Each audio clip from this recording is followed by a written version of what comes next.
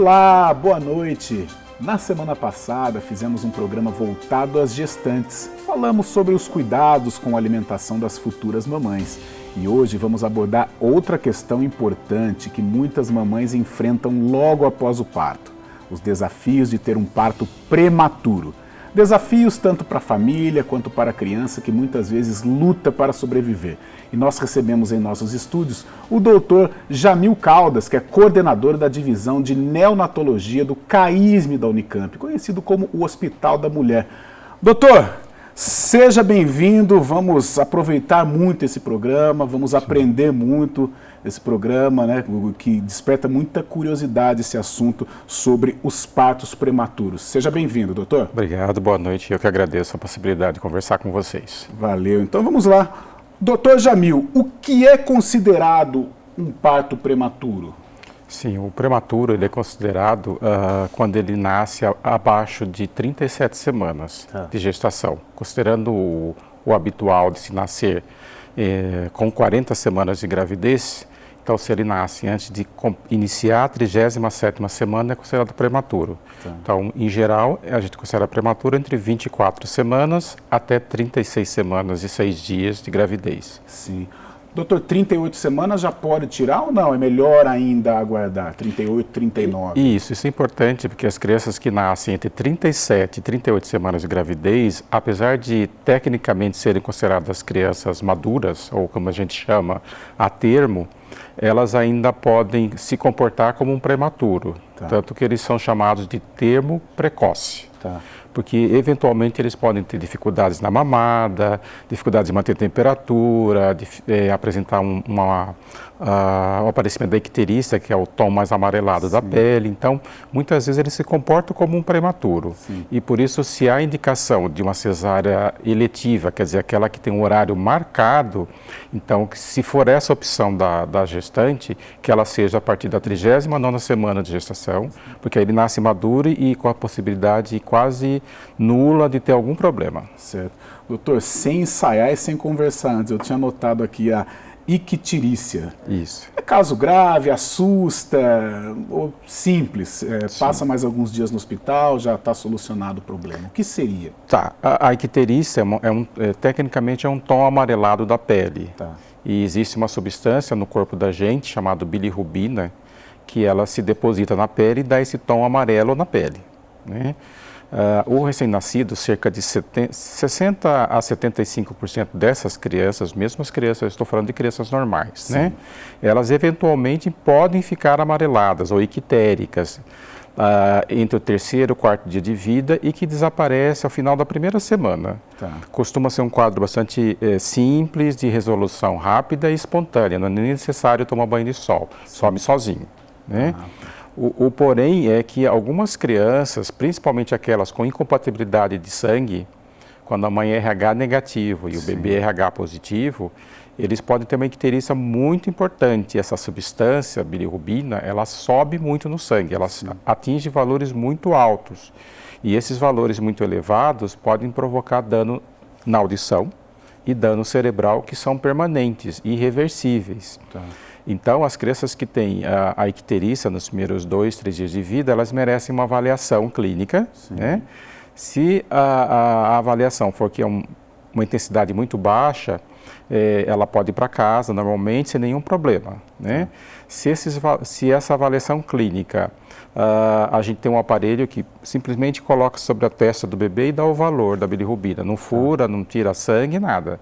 E dependendo desse valor, o bebê precisa de uma observação mais rigorosa. Pode ser internado ou pode ser de consultório, de ambulatório, unidade básica de saúde, desde que o retorno seja em 24, 48 horas. E aí é feita uma nova avaliação. Se o bebê continua muito amarelado, precisa colher exame de sangue, porque dependendo do valor, ele vai precisar tomar banho de luz, que é o termo mais comum que a gente usa para um tratamento chamado fototerapia. Esse é internado. O meu filho, ele voltou para o hospital quando ele nasceu. Acho que ele nasceu numa terça-feira.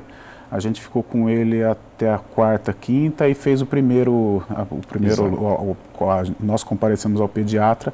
Aí ele internou, ele ficou uns 3 dias. Ele tomou o banho de luz, coloca o protetor ocular, protetor, né? Isso, exatamente isso. Então, depende da avaliação do pediatra nesses primeiros dias de vida, se a intensidade, né, a extensão desse amarelado na pele justifica a coleta de sangue.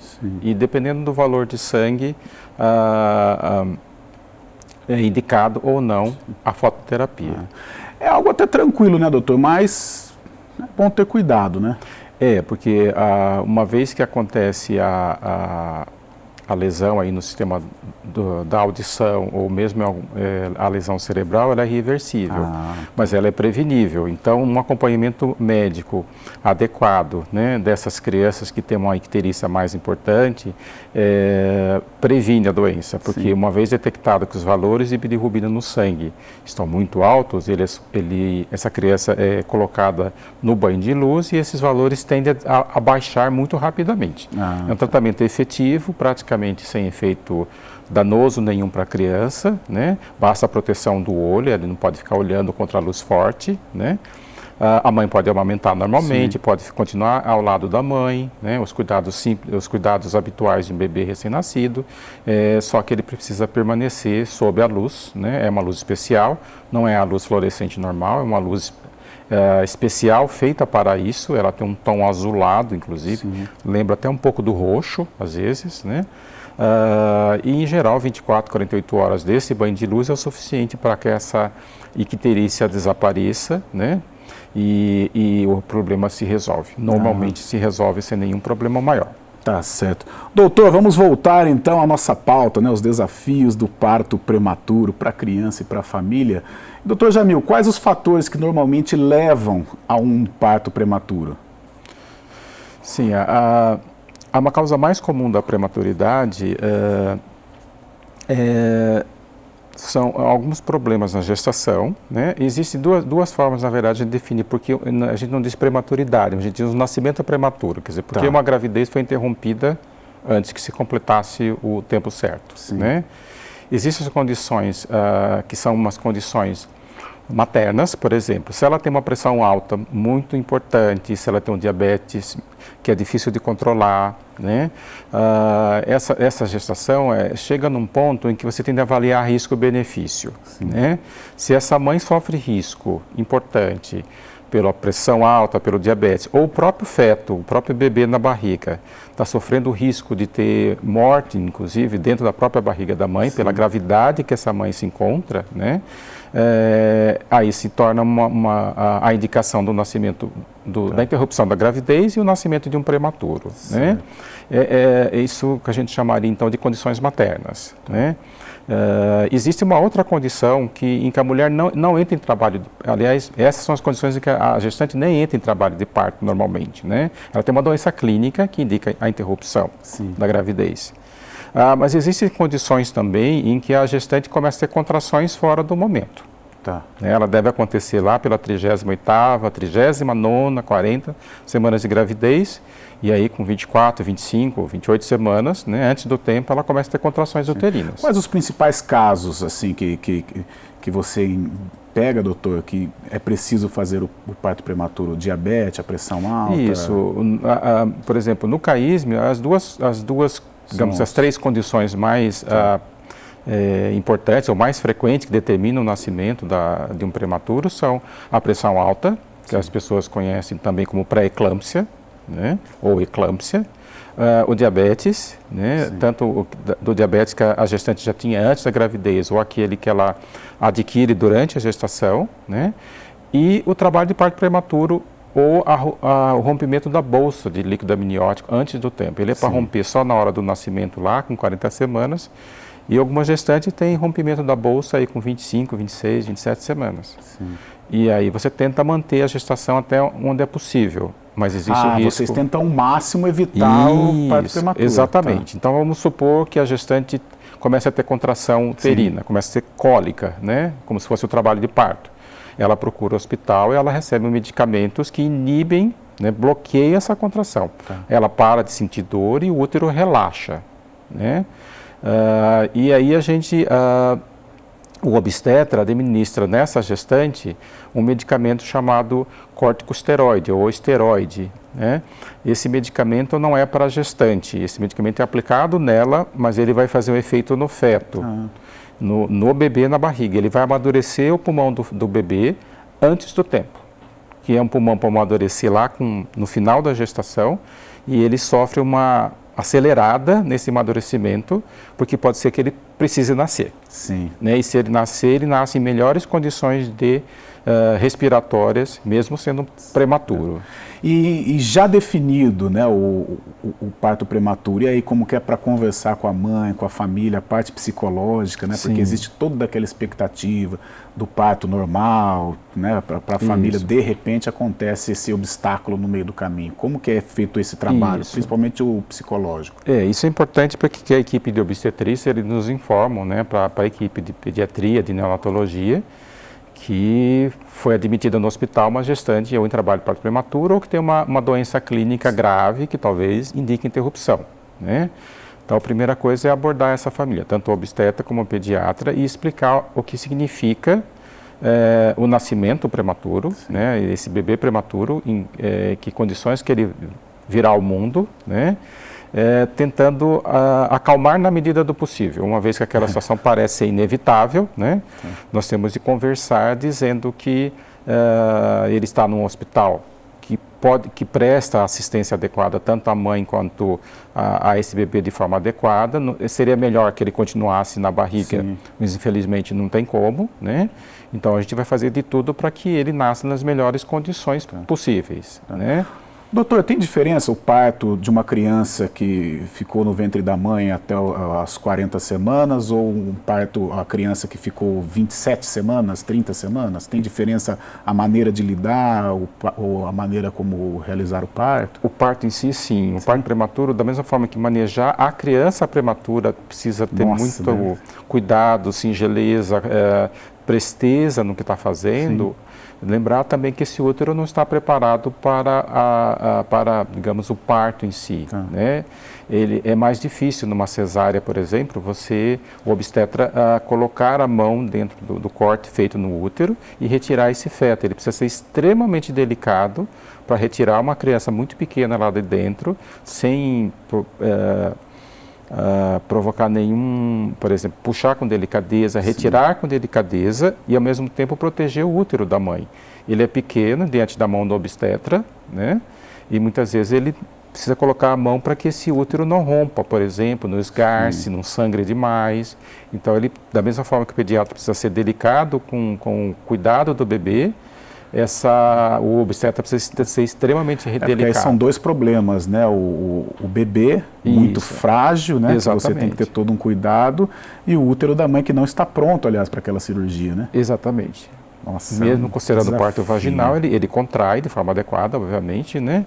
Mas é um parto que precisa ser conduzido por um obstetra extremamente experiente, se for parto, inclusive o parto vaginal, porque ele precisa retirar aquele bebê da forma mais suave possível, e, se possível, até dentro da própria bolsa. Se a bolsa d'água não rompeu, esse bebê pode ser retirado, tanto por cesárea ou parto vaginal, com a bolsa totalmente preservada. É como se ele estivesse nascendo, boiando lá dentro, e a gente rompe após o nascimento.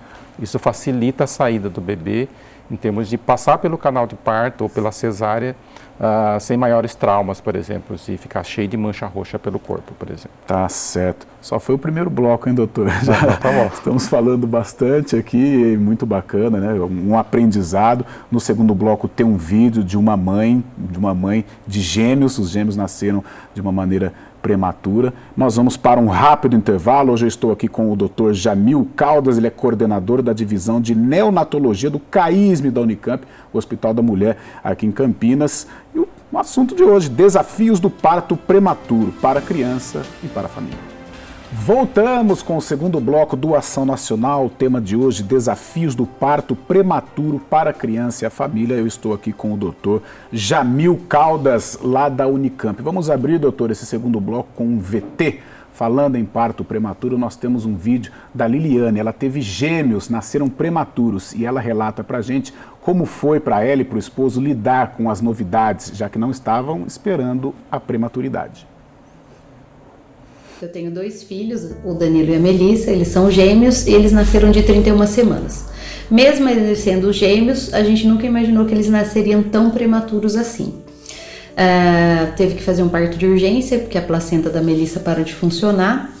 E a primeira vez eles saíram da sala de parto entubados, na incubadora, e foram direto para a UTI neonatal da maternidade. Aí depois que passa algumas horas, a mãe pode descer para vê-los, né? E foi isso que eu e meu esposo fizemos. E aí é tudo que você nunca imaginou, é conhecer seu filho através de um vidro. Depois de ter esterilizado muito bem as mãos, para que ele não tenha nenhuma contaminação. E ser mãe de prematuro é isso, é viver um dia após o outro, é ficar ligada na máquina, sabendo quais barulhos fazem, por que ela tá pitando, por que não, se ganhou 30 gramas, se perdeu 5 gramas, que bebeu 3 ml pela primeira vez pela sonda de leite materno. É um coração, uma mãe sempre fala que o filho é o coração que bate fora do peito. Quando é prematuro, é muito, muito mais difícil ter esse coração batendo fora do peito, porque ele está batendo fora do peito dentro de uma caixinha de vidro, e lá tem que manter a temperatura exata. Nós dependemos de várias mães que são técnicas de enfermagem, enfermeiras, médicas, médicos que cuidam do seu filho, e você vai para casa sem eles. O nenê que nasce prematuro é como se ele ainda fosse uma criatura informe, porque ele não terminou de se formar como deveria dentro do útero da mãe. E a caixinha de vidro vai fazer isso, e o tempo vai fazer isso, e vai madurar as coisas, o intestino vai começar a funcionar, o umbigo caiu lá na maternidade. São detalhes que muitas mães que tiveram os filhos que nasceram no tempo certo nem imaginam o quanto é difícil para uma mãe de prematuro viver isso. Eu não vi o umbigo do meu filho cair. Eu não fiz todos os curativos que precisavam ser feitos. Tem as pessoas que fizeram por mim. Graças a Deus que a medicina evoluiu para isso. Hoje nós podemos contar com essa tecnologia, porque as crianças antigamente não sobreviviam e agora elas são fortes, saudáveis. Danilo e Melissa têm 3 anos hoje, são super saudáveis, brincam, cantam, não ficaram com nenhuma sequela da prematuridade. Doutor, que história forte da Liliane. Sim. Realmente foi uma guerreira.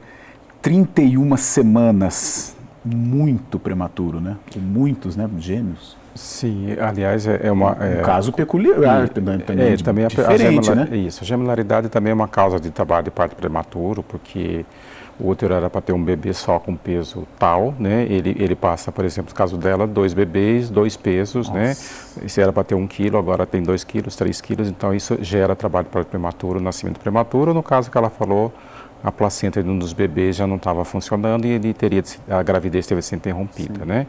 E ela comentou um dos tópicos que ela comentou é muito importante, que é o bebê fantasia. Então, na cabeça dela, que é normal, né? Você imagina sempre o seu bebê perfeito, que vai nascer com 9 meses, né? Que vai ficar com você no quarto já desde a hora do nascimento, desde o primeiro momento, primeiro minuto, né?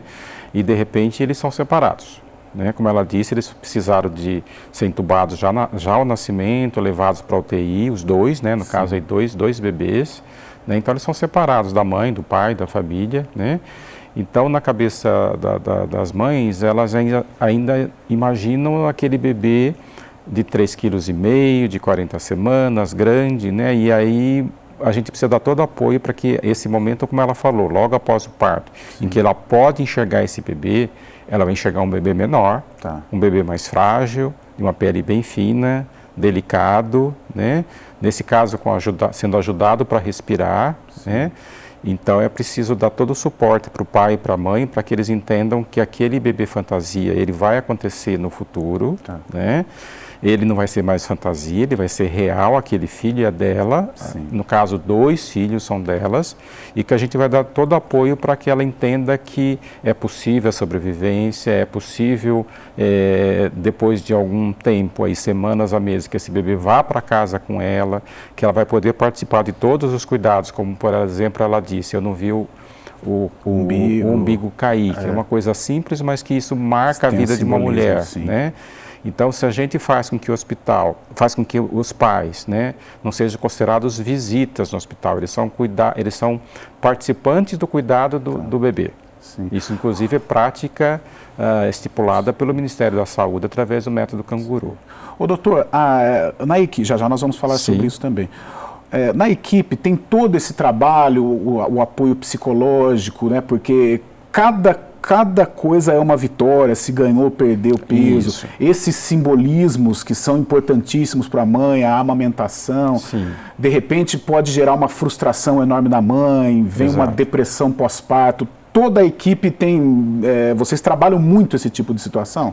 Sim, justamente nessa questão de fazer com que os pais sejam amparados, né, que entendam que houve o nascimento do bebê, mas que eles vão ter todo o apoio possível da equipe, seja do médico, do enfermeiro, do nutricionista, dos técnicos de enfermagem, do assistente social, quer dizer, toda a equipe do hospital, fisioterapeutas, sim, fonoaudiólogos vão participar desse processo de cuidar não só da criança, mas do pai e da mãe. Tá. E enxergar que aquele bebê é dela, que ela é participante no cuidado. Por exemplo, uma coisa simples que às vezes a gente nem imagina que faz toda a diferença, como ela mesma disse, medir a temperatura do seu próprio filho. Sim. Não é a enfermeira, né, ou o técnico que vai fazer isso, ele vai fazer, ele digamos que ele faz parte do trabalho, né? Tá. Digamos não, é parte do trabalho. Mas se ele oferece para a mãe fazer isso, ela se enxerga como participante. Sim. Trocar a fralda do bebê. Toda mãe faz isso. Eu percebo que vocês envolvem demais os pais no processo, né? Isso, exatamente. Para que não fique aquela coisa assim, bem artificial, a criança no vidro, eu vou lá e só fico olhando a criança. Isso, tá? Não, ela não só olha, como ela toca o seu bebê, né? Ela participa do cuidado, ela pode passar o leite pela sonda, sim, o próprio leite dela, porque isso é um estímulo para que ela percebe que ela está participando e, portanto, isso é um estímulo para que ela produza mais leite ainda. Isso faz com que ela se sinta mais confortável, que esses sintomas de depressão, de ansiedade, sim, de tristeza tendem a desaparecer ou ser menos ou mais leves, né? Porque ela sente que ela está sendo amparada, que o bebê está sendo bem cuidado, né? Que existe a chance de sobrevivência, que existe a chance de ir para casa como um bebê normal, né? Então, esse apoio integral aí ao pai e à mãe é extremamente importante para que isso se efetive. Que esse lá é o laço. Que exista o laço, né? Isso, que ocorre naturalmente, sim, em todo parto, né? Do bebê que é colocado ali no colo da mãe e ali já mama, tá, né? E agora está impedido por uma questão técnica, uma questão biológica, mas esse desligamento ele pode ser invertido, ele pode sofrer um processo de aproximação, tá, de trazer essa mãe e esse pai para perto do bebê. Ô, doutor, já pegou algum caso emblemático aqui? 31 semanas, você já pegou menos que isso? O 31 semanas... ele é considerado um prematuro moderado. Na verdade, tá, o extremo, sim, é abaixo de 28 semanas. Né? Então, aqueles que nascem entre 24 até 27 semanas, eles são considerados prematuros extremos, porque eles têm menor peso e mais imaturidade. Como ela mesma disse, o processo de amadurecimento do corpo vai se realizar fora do útero. Sim. E em condições, por mais que a gente seja gentil, suave, não é a mesma coisa que a barriga da mãe, o útero da mãe. Né? Então, quanto mais extremo esse prematuro, maior a dificuldade. Tem algum caso que te marcou assim, em casos extremos e que deu certo no final? Digamos que assim, eu trabalho no CAISM contando a especialização, sim, já há 31 anos, né? Então, o que a gente via em 1990, por exemplo, né, não é exatamente o que a gente vê hoje, tá, mas numa mudança positiva, né? Então, havia muita morte de bebê. Até se encaixa nessa pergunta. Hoje os bebês têm uma possibilidade maior de sobrevivência. Isso, a taxa de sobrevivência é melhor e o mais importante, melhora a sobrevivência e melhora com qualidade de vida. Legal. Eles vão para casa, né, com chance de ser uma pessoa absolutamente normal, apesar de ter nascido prematura, com grande chance de ter desenvolvimento neurológico normal, de ser uma pessoa comum como qualquer outra. Né? E acho que é isso que a gente passa para a família, para que eles tenham sempre isso em mente, manter a esperança, né, de que tudo vai dar certo justamente para fazer esse processo de maternidade prematura. Tá certo. Doutor, quais os cuidados a serem oferecidos aos recém-nascidos que necessitam de internação logo após o nascimento? Em relação ao prematuro? Então, a prematuridade em si, ela já é motivo de internação, sim, né? E o cuidado sempre... Isso, porque eles vão ter dificuldade de manter a temperatura, por isso que ela falou da incubadora, né? Que vai manter a criança aquecida e com uma umidade do ar melhor do que o habitual do ambiente, né? Eles precisam em geral, os prematuros têm dificuldade respiratória, respiram com dificuldade e vai precisar de ajuda para respirar, principalmente nos primeiros dias de vida, a primeira semana, tanto que, por exemplo, dela já precisou receber ajuda até mesmo de um tubo na traqueia já ao nascimento, né? A própria nutrição, esse bebê prematuro, o intestino não está preparado para receber leite, que é um alimento preferencial para eles, né? Mas mesmo o leite da mãe ainda pode não ser tolerado logo assim nas primeiras horas de vida. Então o que a gente faz? A gente tem que pegar uma veia dessa criança, colocar um soro especial que se chama nutrição parenteral, mas a gente já vai estimular a que a mãe retire o próprio leite. Tá. Né? Doutor, para encerrar, aconteceu um caso na minha família e o caso foi vitorioso no final. Sim. Mas fizeram uma cirurgia no bebê, ele tinha um problema na coluna, um espaço. Sim. E ele tinha uma chance enorme de nascer paralítico. Sim. E aí eles fizeram a cirurgia com o bebê dentro do ventre da mãe. Esse é um defeito de formação, né, que se chama mielomeningocele, então a coluna fica aberta e a medula espinhal fica exposta para o ambiente, né? Então isso precisa ser corrigido, até anos atrás era corrigido só após o nascimento, né?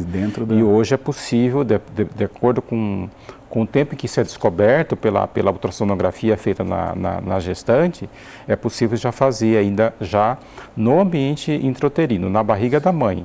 Lógico que tem todos os seus riscos, porque a mãe vai ter que ser anestesiada, o útero cortado como uma cesárea, retirar o feto lá de dentro bem prematuro, colocar as costas dele para fora da barriga da mãe, fazer a cirurgia, colocar de volta, costurar o útero, fechar a barriga da mãe como uma cesárea. Esse tipo de cirurgia é uma cirurgia nova no país, né? Ela é bem nova, poucas na verdade, pessoas no mundo, né? Não tem mais que 20 anos e principalmente nos últimos anos se tornou mais frequente, né?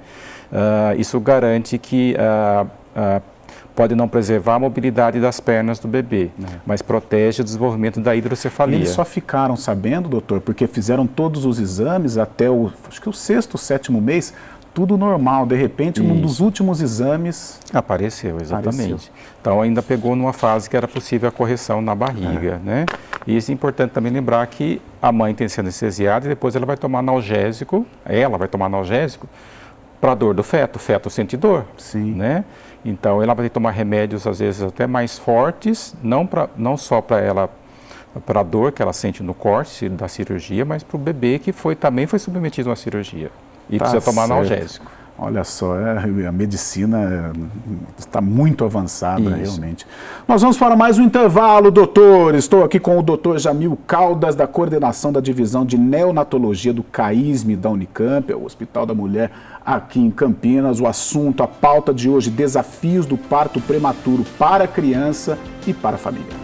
Voltamos com o terceiro bloco do Ação Nacional, o tema de hoje, desafios do parto prematuro para a criança e a família. Eu estou aqui com o Dr. Jamil Caldas, lá da Unicamp, Hospital da Mulher, né? O Hospital da Mulher, o famoso CAISM. Toda vez que eu falo do CAISM, eu lembro do quem inaugurou, o Pinotti, José Aristodemo Pinotti, falecido Pinotti.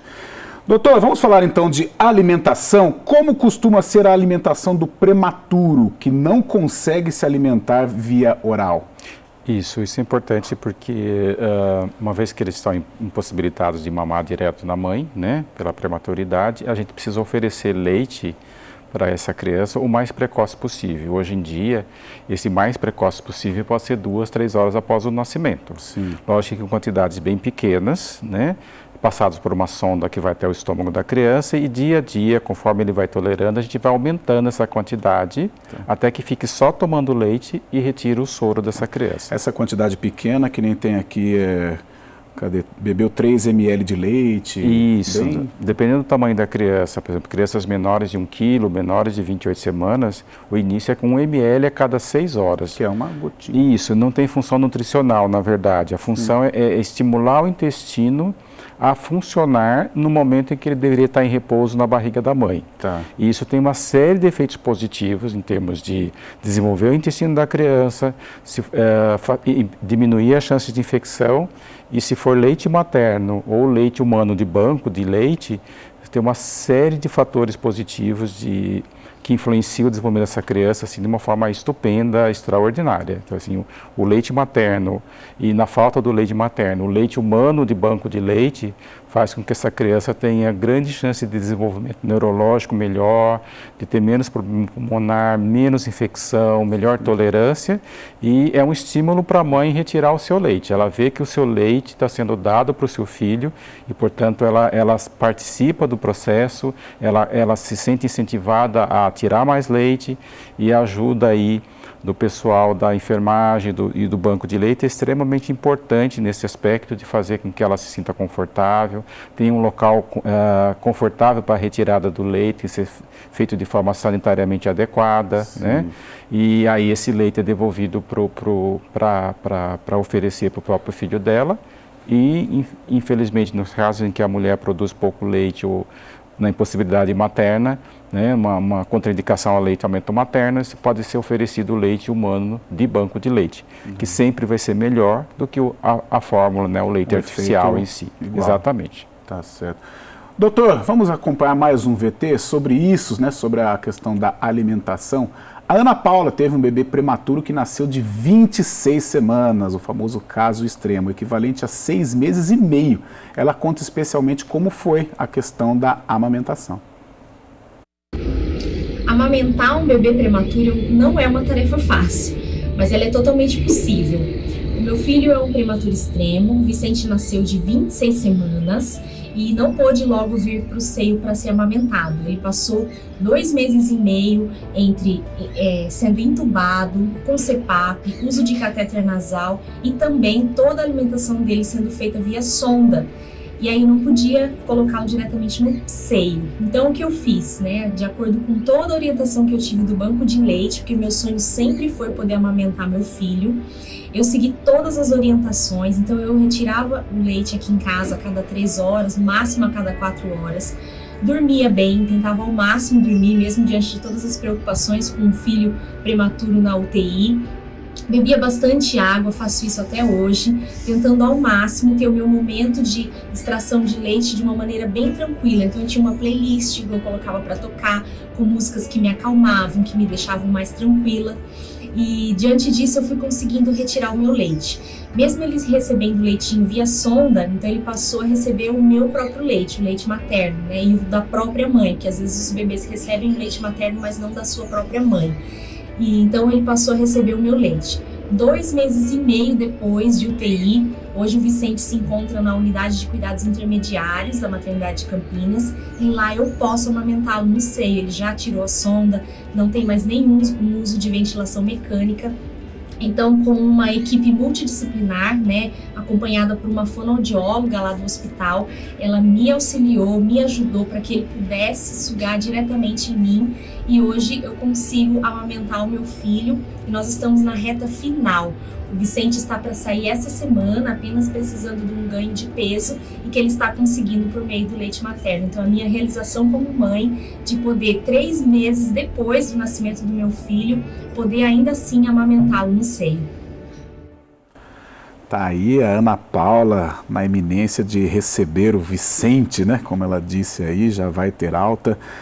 Doutor, quais são os critérios para a alta do bebê? A Ana Paula falou do peso, né? O peso mínimo. Sim, são 26 semanas. Exatamente. Hein? Então aí é um bebê vitorioso, né? Após 3 meses de internação, né? Uma série de problemas clínicos que foram vencidos pouco a pouco e está na reta final, né? Então é importante certificar de vários pontos. A amamentação efetiva, né? Ele tá mamando de forma efetiva na mãe, a mãe se sente segura em amamentar, se sente segura nos cuidados, que são cuidados simples, mas que naquele momento podem parecer complexos diante de um bebê tão pequeno, como trocar a fralda, olhar a temperatura da água do banho, né? Manter a criança aquecida, né? São todos os cuidados que a mãe faz, às vezes até de uma forma instintiva, mas naquele momento a gente precisa checar, verificar se está tudo ok, né? De preferência sem uso de oxigênio, como ela disse, ele ficou muito tempo em uso de oxigênio, até por um cateterzinho nasal, e agora ele está respirando ar ambiente igual a gente, né? Então, preferencialmente sem o uso desse catéter, mas é possível, inclusive, ir para casa se não houver possibilidade aí de alta sem uso do oxigênio, né? E uma série de exames clínicos que são realizados para esses bebês, por exemplo, a audição, que é um pouco diferente do que o bebê de tempo certo faz, é um exame mais sofisticado, né? Porque eles são de maior risco de surdez, para poder detectar a tempo e providenciar uma reabilitação segura da questão aí da audição. Tem de ter feito os exames também que vão verificar se a retina se desenvolveu corretamente, portanto tem menos chance desse bebê ter dificuldade de visão no futuro, então esse exame precisa ter sido feito, né?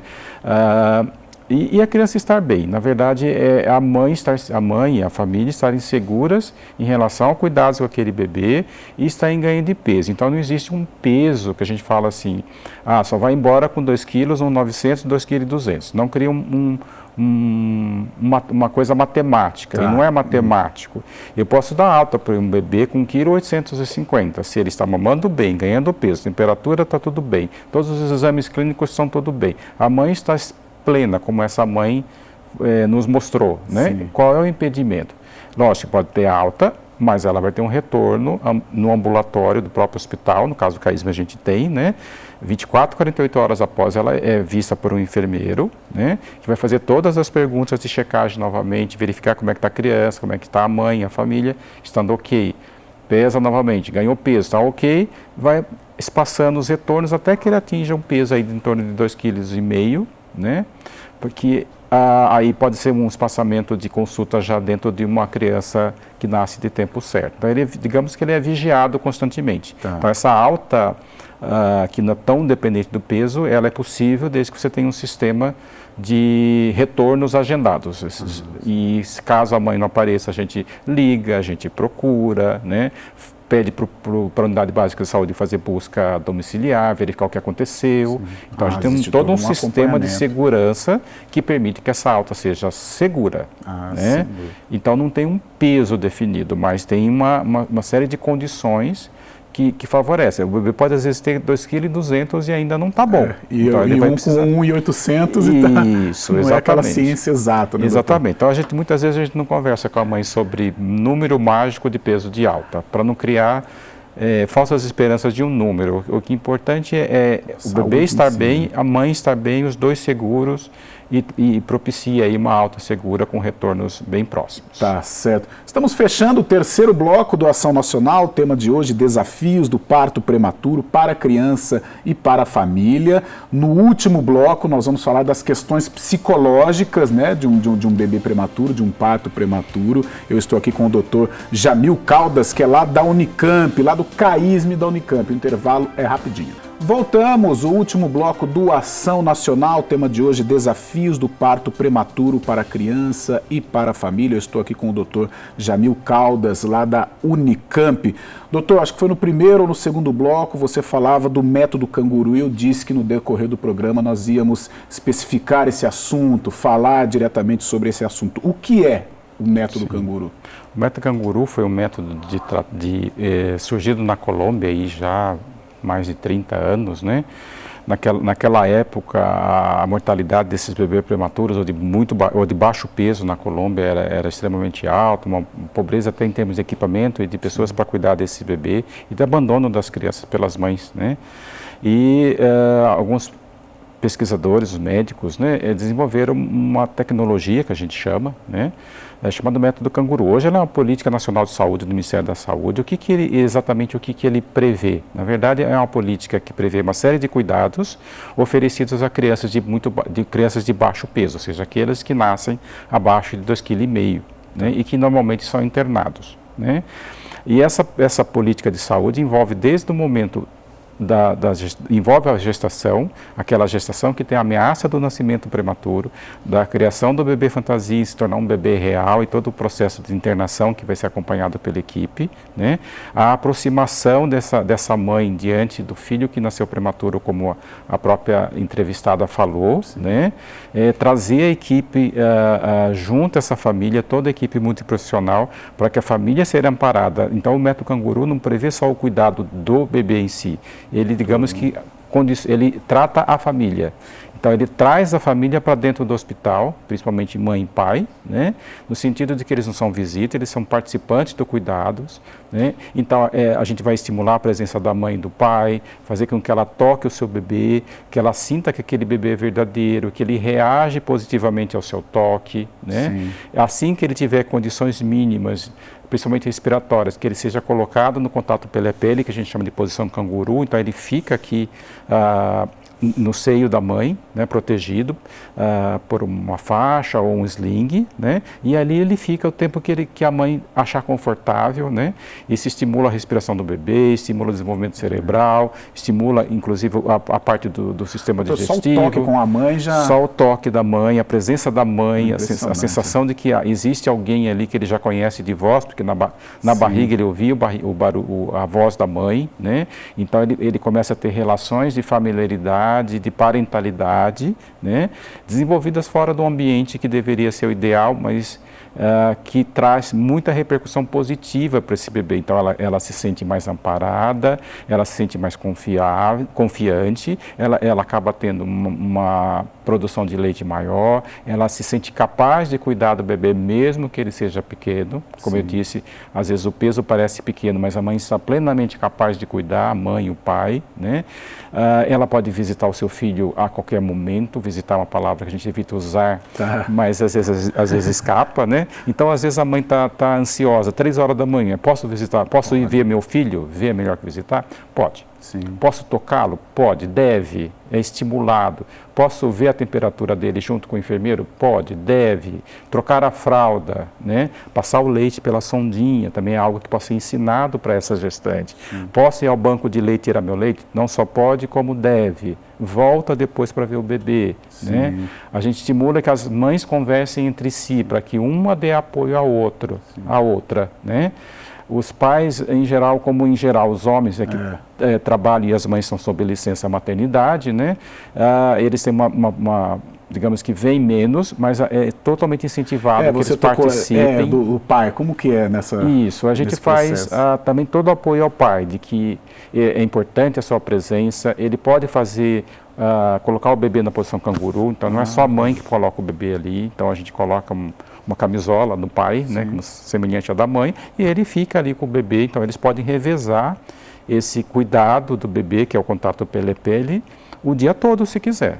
O bebê mantém-se quentinho, aquecido, né? Pode, inclusive, se a mãe está com o bebê no contato pele-pele, o pai colocar o leite descendo pela sonda e vice-versa, né? Então, o tempo que a mãe se sentisse confortável naquela posição, e é possível isso, né? A gente estimula o máximo possível. Fora da pandemia, a gente também fazia com que outros familiares viessem ao hospital, então isso é previsto pelo método canguru, então tios, tias, avós... E com esse mesmo processo, né? Esse mesmo processo, inclusive irmãos pequenos, né? Crianças pequenas, às vezes de 3, 5 anos, tinha um dia específico para eles irem visitar o irmão, né? E muitas vezes a gente tinha ideia de que uma criança ia ficar assustada em entrar num hospital e ver um irmão tão pequeno. E pelo contrário, eles se sentem animados, eles veem que o irmão já está aí, não é um irmão imaginário, né? Eles sabem que a mãe teve um bebê na barriga e cadê o irmão que não vem para casa, né? Ô, doutor, você tocou no assunto, né, da equipe multidisciplinar.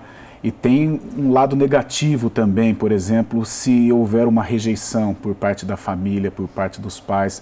Já aconteceu? Você se deparou com um caso assim? Em acontecendo, qual que é o processo para tentar reverter? Exato. O próprio método canguru é um método que a gente chama de aproximação. Tá. Né? Justamente porque nesse contexto de nascer prematuro e talvez a mãe não querer perceber que aquele filho é o real e ela não imagina aquele bebê tão pequeno e parece que não é dela, né? A primeiro momento é imaginar que não é meu e eu não quero me aproximar, né? Isso ela não faz de forma voluntária, isso é inconsciente, né? Então a gente vai trabalhar nesse aspecto. Não, venha, você tem todo o apoio, esse bebê tem condições de sobrevivência, você pode pôr no colo assim que for possível, você pode tocar seu filho, você vai dar leite para o seu bebê, você vai cuidar. Então toda essa equipe faz um processo de aproximação, né, da mãe, do pai em relação ao seu bebê, de mostrar que o filho é deles, que ele é verdadeiro, né, que é possível essa maternidade diferente, mas plenamente viável, como a própria entrevistada disse. Sim. Talvez no começo ela não imaginava dessa forma, mas hoje, 3 meses depois, com o bebê quase tendo alta, ela se sente uma mãe como todas as outras mães. Né? Ô, doutor, nós estamos falando, né, a Ana Paula falou da maternidade de Campinas, nós estamos com você do CAISM da Unicamp, ou seja, locais estruturados, estamos numa cidade rica. Agora, todas as maternidades, ela tem uma estrutura adequada para um parto prematuro? Não tem, porque na verdade todos os hospitais da rede pública eles são regionalizados. Então, o sistema público de saúde ele vai fazer a estrutura, né, de determinados hospitais para receber determinada população de pacientes. Então, paciente com câncer, pacientes prematuros, pacientes com problemas obstétricos graves, para que uma equipe multiprofissional bem treinada efetue o seu trabalho de forma adequada. Porque não adianta ter toda uma equipe muito bem treinada e naquele hospital nasce de vez em quando um prematuro. Ele vai perder essa habilidade ao longo do tempo, né? E quanto mais você trabalha, mais você ganha expertise, experiência e o seu trabalho se torna cada vez melhor, mais aprimorado. Então é importante que cada cidade ou cada região tenha um centro de referência e hospitais de menores complexidades. Eles não são menos importantes, eles só vão atender complexidades menores ou diferentes daquele hospital mais referenciado, como no caso do CAISM, que tem um nível de atendimento mais especializado possível. Tá certo. Doutor, praticamente para encerrar aí, estamos vivendo, né, há muito tempo, aliás, esse momento de pandemia, e como está funcionando, como que foi estruturado a partir de março de 2020, esse processo de visita, com todos os cuidados, muitas mudanças? No começo a gente ficou preocupado, porque como a gente tinha um sistema aberto de acompanhamento dos pais em família dentro da unidade, né, entrada liberada em qualquer momento, a gente ficou pensando como manter isso, mas sem correr risco para a gente, sem oferecer risco para a família, porque é um ambiente hospitalar, né? E sem oferecer risco para a criança.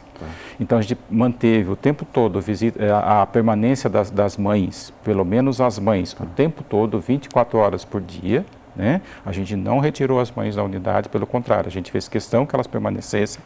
A gente explicou para elas que era importante que elas permanecessem mesmo em um ambiente aí, digamos que de risco, porque é o hospital, né?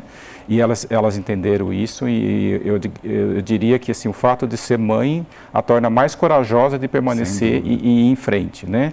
Os pais, não digo o homem, né? A gente pediu então que restringir um pouco. Ficou só na ausência da mãe, uma mãe internada, até mesmo uma mãe com Covid, né? Se o pai já estava liberado, aí ele se tornou o substituto da mãe.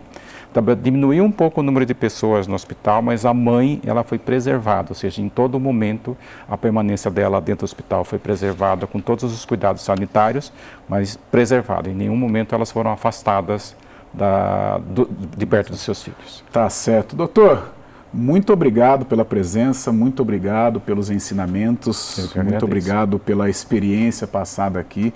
Programa muito legal, muito esclarecedor. Os contatos aí, né, o contato pelo site do CAISM, né, caism.unicamp.br, você pode se informar melhor através desse contato.